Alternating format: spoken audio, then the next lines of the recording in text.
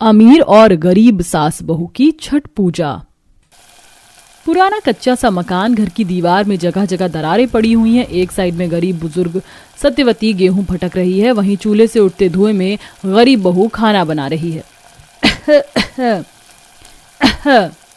माँ जी, आप ठीक तो हैं? ये लीजिए पानी पीजिए। धन्यवाद बहू, ऐसा लग रहा था अभी तो गला ही छिल जाएगा खांसते खांसते। माँ जी, आप ये गेहूं रहने दीजिए, मैं खाना बनाकर फटक दूंगी। धूल मिट्टी उड़ेगी तो और आपको दिक्कत होगी। आप आराम कीजिए, मैं आपके लिए काढ़ा बनाकर देती हूँ। काढ़े से भी कहाँ आराम आ रहा है बहू, कितने दिन हो गए ये खांसी छूट नहीं रही। मुझको तो तनिक भर भी समझ में नहीं आ रहा, इस बार छठ का व्रत कैसे करूंगी। माँ जी, अब आपकी उम्र हो गई है और फिर मैं तो छठ का व्रत कर ही रही हूँ। अब के बरस आप रहने दीजिए। बहू, चाहे रोग सताए या कुछ भी हो, मैं छठ का महाव्रत नहीं छोड़ सकती हूँ। और तू भी अकेले कितना काम करेगी। मैं गेहूं साफ कर देती हूँ, तू धोकर सुखा देना, ताकि सांझ को चक्की में पीसने को दे देंगे। छठ में इसी से पकवान बनेगा। अभी तो फल फलाहार, दौरा, सूप, ईख सब लाना है। दिनेश बेटा, तूने अपने मालिक को पैसे के लिए बोला था, छठ पूजा में केवल 2 दिन है। हाँ माँ, मालिक को बोला हुआ है। अब देखो कितने पैसे देता है छठ करने के लिए।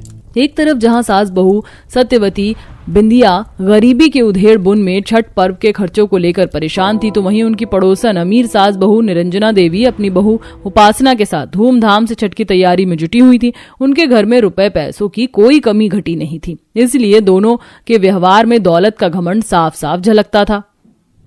उपासना बहू, छठ का सारा सामान लिख दिया? अब जल्दी से लिस्ट पढ़कर सुना दे, कहीं कुछ छूट ना जाए। जी सासू माँ। टोकरी, सूप, गन्ने, सेब, शरीफा, सिंघाड़ा, अनानास, नारियल, फल, लड्डू, मिठाई, सूजी, आटा, मैदा, शुद्ध घी, शक्कर, कुल मिलाकर सब कुछ हो गया है। लाओ लिस्ट दो मुझको। मुरारी, अरे ओ मुरारी। 1-2 बार आवाज लगाने पर जब घर का नौकर नहीं सुनता तो निरंजना देवी गुस्सा कर बोलती है, एक तो ये घर के नौकर चाकर भी ना एक बार में नहीं सुनते। अरे ओ मुरारी के बच्चे, कहाँ मर गया? यहाँ। जी आया मालकिन। ये लिस्ट पकड़ और छठ पर्व की सारी सामग्री बाजार से लेकर आओ और फल एकदम मीठे मीठे साफ साफ चुनकर लाना। जी मालकिन। इतने में ससुर राजपाल जी और बेटा कार्तिक सास बहू के पास आकर पूछते हैं, क्यों भाग्यवान, इस बार छठ पर तुम दोनों सास बहू पकवान तो बना रही हो ना? क्यों नहीं बनाएंगे पापा, बिल्कुल बनाएंगे, है ना माँ। पूरे 1 साल तक आकर हम बाप बेटे खीर पूरी ठेकुआ खाने के इंतजार में रहते हैं। अरे ये बात तो तूने बिल्कुल सही कही बेटा। कितने भी पैसे लगाकर चाहे जो मर्जी खा लो, बर्गर, पिज्जा, लेकिन छठ पर्व के पकवानों का स्वाद ही निराला है। वो मिठास, खुशबू, आहा। ससुर और पति की छठ पूजा के पकवानों की फरमाइश सुनकर अमीर सास बहू मुंह चढ़ा लेती हैं और बहू उपासना ने कहा, कार्तिक पापा जी प्लीज, एक तो हम दोनों सास बहू इतना कठिन छठ पूजा कर रही हैं, ऐसे में मैं पकवान नहीं बना पाऊंगी। ना बाबा ना, मुझे तो ऐसी थकावट हो जाती है। बहू बिल्कुल ठीक कह रही है, और आजकल तो हलवाई छठ पूजा के 1 नंबर पकवान बनाकर बेचते हैं, तो खरीद लाना। दोनों सास बहू के मना करने से उनके ससुर पति का खुशियों से खिला चेहरा मुरझा जाता है। घर के नौकर चाकर साफ सफाई करते हैं, वहीं दोनों अमीर सास बहू शॉपिंग करने निकल जाती हैं। इधर गरीब सास बहू छठ पूजा के लिए अपने घर आंगन की धुलाई करती हैं और पूरे घर आंगन को गोबर से लीप कर छठ पूजा के लिए शुद्ध करती हैं। उपासना अपने बंगले के छत से देखकर हंसी उड़ाती है। अरे ओ हमारे गरीब पड़ोसन, हर साल की तरह इस बार भी अपने कच्चे मकान को गोबर से लीप कर काम चला रही हो। तुम्हारा भी नसीब बड़ा खराब है। खैर छोड़ो, देखो हमने अपने बंगले में छठ पूजा के लिए महंगा वाला नेरोलैक पेंट करवाया है, अच्छा लग रहा है ना। अपनी शान शौकत का दिखावा करते हुए अमीर बहू उपासना बिंदिया की गरीबी की हंसी उड़ा रही थी, लेकिन फिर भी बिंदिया मुस्कुराहट के साथ कहती है, उपासना जी, जिसकी जितनी क्षमता हो, अब छठी मैया ने आपके घर में भर कर अन्न धन दिया है तो अपनी रंगाई पुताई करवाई है, लेकिन इस गरीबी में भी मैं अपने आप को खुश नसीब मानती हूँ, क्योंकि कम में ही सही हमारे घर में छठ व्रत हो तो रहा है। गरीब बहू का जवाब पाकर उपासना किसी भी प्रकार से जवाब देने में असमर्थ हो जाती है और पिनक कर अंदर चली जाती है। अगले दिन गरीब सास बहू पूरे नियम से नहाए खाए करती है, जबकि इधर अमीर बहू अपनी भूख के आगे छठ पूजा की मान्यता को नहीं निभाती और बिना नहाए खाए खाना चालू कर देती है। दोनों के ससुर पति उनको टोकते भी हैं। माँ, उपासना आज नहाए खाए है और आप दोनों ऐसे ही खाने लगी, नहाए भी नहीं। अरे तो क्या हो गया कार्तिक, खाने के बाद नहा लेंगे, सिंपल। वही तो, पहले पेट पूजा फिर काम दूजा, और फिर छठी मैया कौन सा देखने आ रही है कि हम नहा कर खा रहे हैं या खाकर नहा रहे हैं। इस प्रकार से खड़ना आ जाता है। गरीब सास बहू थोड़ी बहुत में खीर पूरी बनाती हैं, जिसकी खुशबू से उनकी मड़ई महक उठी थी। बिट्टू और रानी दोनों बच्चे काफी ज्यादा खुश थे, जबकि उपासना का इकलौता बच्चा आर्यन अपने बंगले के बाहर मुंह लटकाए बैठा था। दोनों बच्चे उसके पास आते हैं। क्या हुआ आर्यन, तुम उदास क्यों हो? मुझको भी खीर पूरी खानी है, लेकिन दादी ने और माँ ने नहीं बनाई है। चुप हो जाओ, तुम रो मत। चलो, हमारे घर में खीर पूरी पक्की है, तुम हमारे घर से खा लेना। सच्ची मुच्ची तुम दोनों मुझे खीर पूरी खिलाओगे? चलो। आर्यन दोनों के साथ उनके घर आ जाता है। दोनों गरीब सास बहू खरना करके बच्चों को प्रसाद देती हैं। आर्यन पेट भरकर खाता है। आंटी, आपने बहुत ही स्वादिष्ट खीर पूरी बनाई थी, मेरा पेट भर गया, थैंक यू। चलो आर्यन बाबा, मैं तुम्हें घर छोड़ाती हूँ। बहू, एक प्लेट में थोड़ी खीर पूरी का प्रसाद ले जा, निरंजना जी को दे देना। जी माँ जी। बिंदिया एक स्टील की पुरानी सी प्लेट में प्रसाद लेकर बंगले में चली आती है, जहाँ उपासना रो रही थी। मम्मी जी, पता नहीं आर्यन कहाँ चला गया। अगर मेरा बेटा आर्यन मुझे नहीं मिला तो मैं कुछ कर लूंगी। इतने में दोनों को आते देखकर सास बहू गुस्से से लाल पीली हो जाती हैं। ये लीजिए काकी जी, माँ जी ने खरना का प्रसाद भिजवाया है। प्रसाद का अनादर करते हुए निरंजना उसे फेंक देती है और बहू को खरी खोटी सुनाती है। चोरनी कहीं की, तेरी हिम्मत कैसे हुई मेरे पोते को अपने गंदे से घर के अंदर ले जाने की? और आर्यन, ये तेरे मुंह पर जूठा क्यों लगा हुआ? तू इन गरीबों के घर से खाकर आया तो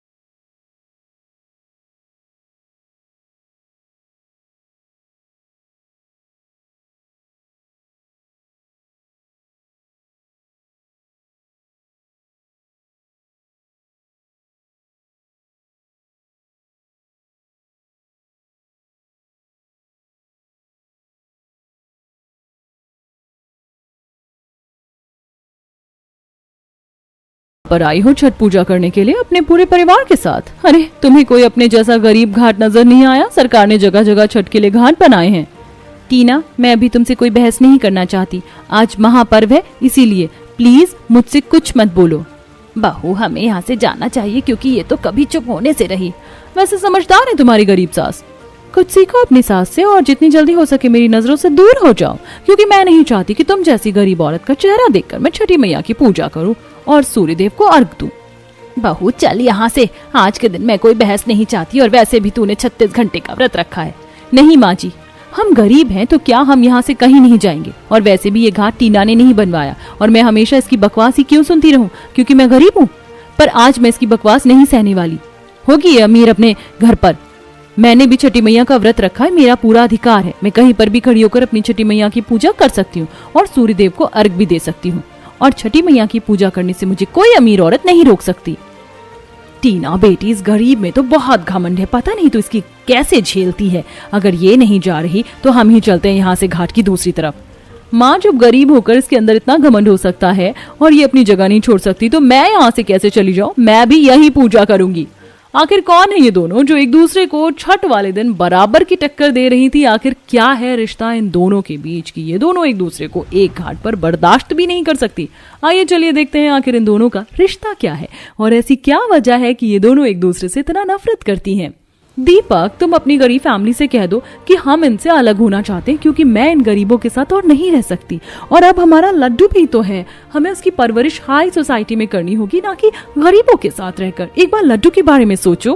टीना, थोड़ा आराम से बोलो। अगर घर में किसी ने सुन लिया तो सब क्या सोचेंगे? सब क्या सोचेंगे मुझे इस बात से फर्क नहीं पड़ता, पर अब मैं तुम्हारी इस गरीब भाभी और उसके परिवार के साथ नहीं रह सकती। और माँ जी से हम पूछ लेंगे कि वो अपनी गरीब बहू के साथ रहना चाहती है या हमारे साथ।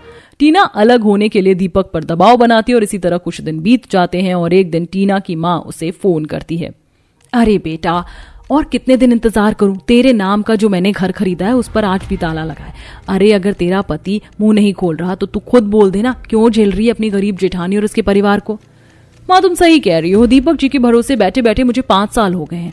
मैं अब और अपनी गरीब जेठानी को नहीं झेल सकती। मैं आज ही घर वालों से कह दूंगी कि मुझे इन लोगों के साथ नहीं रहना। बिल्कुल सही फैसला किया है बेटा तूने। अगर तू इस गरीब के साथ रहेगी तो वह गरीब दिया ऐसे ही तेरा फायदा उठाती रहेगी। भूल मत, वो घर तेरे पैसों से चलता है। उन गरीब की जेब में इतने भी पैसे नहीं है कि वो लोग 3 वक्त का खाना भी खा सके।